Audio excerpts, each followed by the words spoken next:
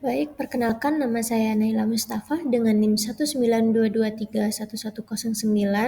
Saya akan mempresentasikan sebuah literatur review tentang metode penilaian konsumsi pangan dengan 24 jam food recall. Selanjutnya adalah pengertian. Food recall atau recall 24 jam adalah metode survei konsumsi pangan yang fokusnya pada kemampuan mengingat subjek terhadap seluruh makanan dan minuman yang telah dikonsumsi selama 24 jam terakhir. Dengan metode ini akan diketahui ukuran porsi makanan yang berdasarkan ukuran rumah tangga atau URT. Data food recall 24 jam yang diperoleh adalah data kuantitatif. Oleh karena itu, data kuantitatif diperoleh dari pernyataan yang ditanyakan secara teliti dengan menggunakan alat ukur rumah tangga.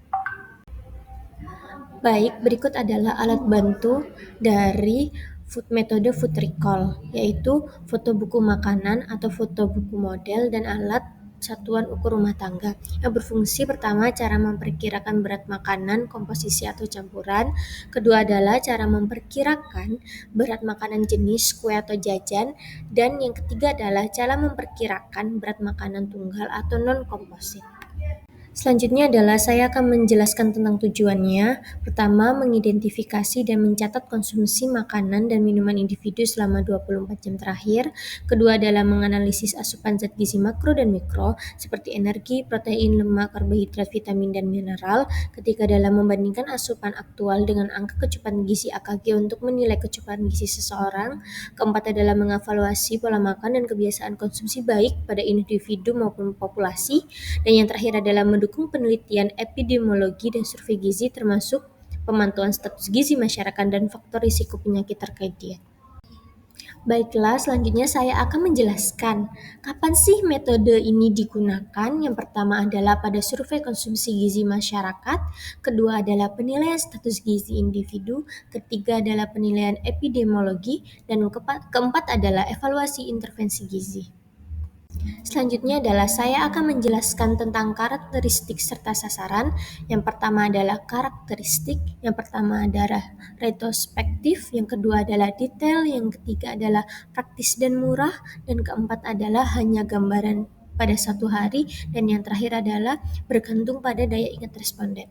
Selanjutnya adalah pada sasaran. Sasarannya adalah individu, yang kedua adalah kelompok atau populasi, yang ketiga adalah penelitian epidemiologi, dan yang keempat adalah evaluasi intervensi diet atau gizi.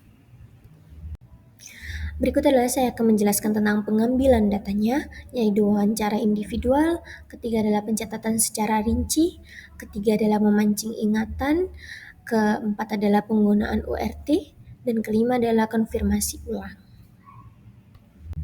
Baiklah, berikut adalah perbandingan metode 24 hours food recall dengan metode SKFFG. Berikut bisa dilihat.